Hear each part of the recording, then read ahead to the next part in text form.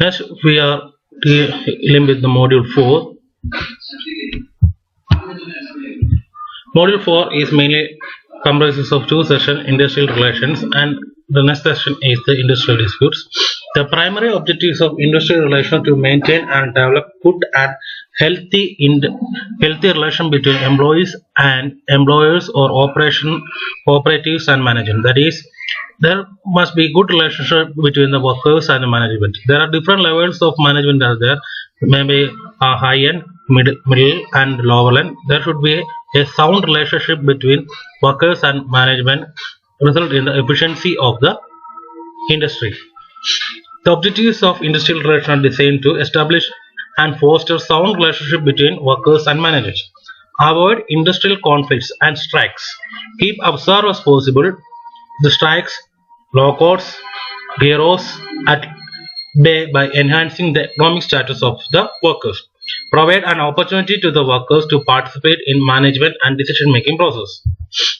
And next point is the raise productivity in the organization. Industrial relation helps in the raise the productivity of the organization, avoid unnecessary interference of the government, establish and nurse industrial democracy, and last point is the social industrial activity by involving the government participation. So industrial relations is give priority to how the employees efficiency can be increased. As the psychological attitude to work and working conditions. Stress is primarily a psychological reaction to certain technique environment events. Work stress would simply refers to stress caused by the event in the work environment. There are different sources of work stress. What is the situation stress? Stress arising from the certain conditions that exist in the work environment or in the workers' personal life. There are stressful occupation, as you can know that the police officers and firefighters, physicians, air traffic controllers, all are stressful occupations. There's organizational source of work stress. First one is the situational stress. Second one is the work task stresses, which is again divided into work overload. Second one is the underutilization. Work role stresses. One is job ambiguity, lack of control, physical work condition, interpersonal stress, harassment, organizational change. Fourth one is the individual source of work stress.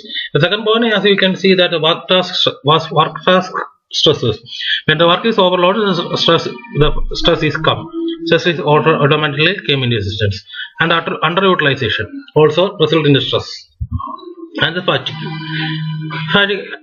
See the last point, the decrease in the efficiency of working due to the longer working period is known as the fatigue. That is, the human cannot work for a long time. They need some breaks. That is, human capacity to work is limited. Everyone requires care, attention, and concentration. A person cannot work continuously for a longer period. Therefore, the decrease in the efficiency of working due to longer working period is known as fatigue. Fatigue can precisely be explained as follows. It leads to loss of efficiency. It results in more or less complete loss of responsiveness of tissues. It may be termed as the reduced capacity of work resulting from work itself. It is considered as state of lack of interest or in not to only work but in other activities too.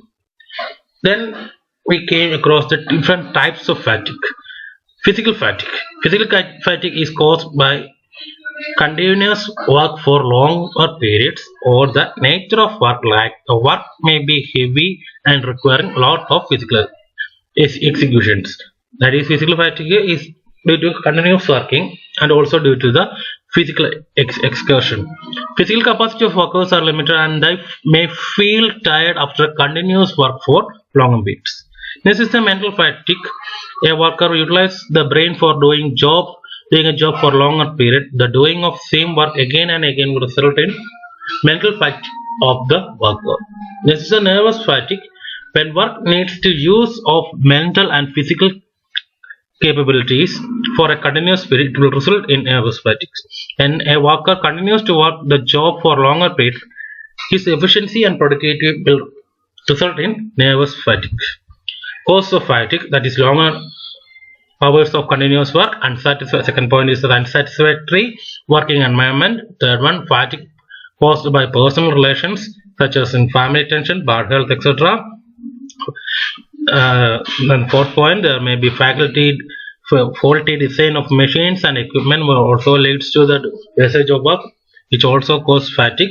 The complexity of production also results in fatigue. The workers may not be properly placed on jobs. Then the seventh point is the harsh attitude of the supervisor. This is the inconvenient and awkward posture of worker. Then methods of reducing fatigue. As you know that fatigue results in the loss of efficiency of the worker. So we have to reduce the fatigue. Every industrial enterprise is expected to devise ways and means of reducing fatigue so that the production does not suffer longer periods. That is, rest pauses, less hours of work, proper lighting, improving environmental condition, reduction of noise, proper selection of employees, job rotation, counseling of employees. These are the methods of reducing fatigue.